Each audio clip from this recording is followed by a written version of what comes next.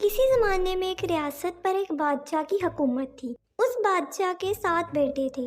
بادشاہ کے بیٹوں کو شکار کا شوق تھا۔ ایک دن وہ شکار کے لیے نکلے اور اس بار مچھلیاں پکڑنے کے لیے گئے اور انہوں نے 7 مچھلیاں پکڑی اور ہر شہزادے نے اپنی اپنی مچھلی کو سوکھنے کے لیے دھوپ میں رکھ دیا، لیکن مچھلیوں میں سے ایک مچھلی نہیں سوکھ رہی تھی۔ جس شہزادے نے اس مچھلی کو پکڑا تھا وہ وہاں گیا اور پوچھا، او مچھلی، تم سوکھتی کیوں نہیں؟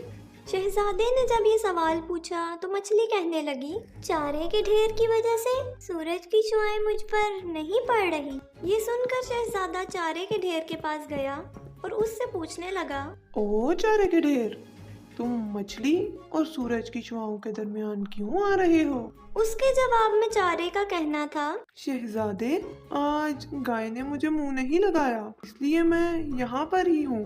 چارے کا یہ سوال سن کر شہزادہ گائے کے پاس پہنچا اور اس سے پوچھا، او گائے، تم نے آج چارہ کیوں نہیں کھایا؟ گائے نے یوں سن کر بڑے آرام سے جواب دیا، چرواہا مجھے چارہ کھلانے نہیں لے گیا، میں تو صبح سے اس کا انتظار کر رہی ہوں۔ یہ سن کر شہزادہ چرواہے کے پاس پہنچ گیا اور اس سے پوچھنے لگا، کیوں بھائی، آج تمہیں کیا ہو گیا؟ کیوں گائے کو چارہ کھلانے نہیں لے گئے؟ اس بار چرواہے نے شہزادے کو بتایا، میری دادی نے مجھے آج کھانا ہی نہیں دیا، اس لیے میں گائے کو چارہ کھلانے نہیں لے جا سکا۔ چرواہے کی بات سن کر شہزادہ اب اس کی دادی کے پاس پہنچا اور ان سے پوچھنے لگا، دادی جان، گائے کو چرانے جانے کے لیے کھانا کھانا پڑتا ہے، آپ نے اسے کھانا کیوں نہیں دیا؟ شہزادے کی بات سن کر دادی کہنے لگی، میرا چھوٹا پوترا رو رہا تھا، میں اسے سنبھال رہی تھی، اس لیے کھانا نہیں بنا سکی۔ دادی کی بات سن کر اب شہزادہ اس چھوٹے سے بچے کے پاس گیا اور اس سے پوچھنے لگا، پیارے ننھے بچے، تم کیوں رو رہے تھے؟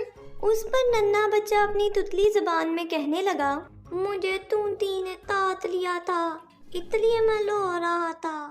اب شہزادہ چونٹی کے پاس گیا۔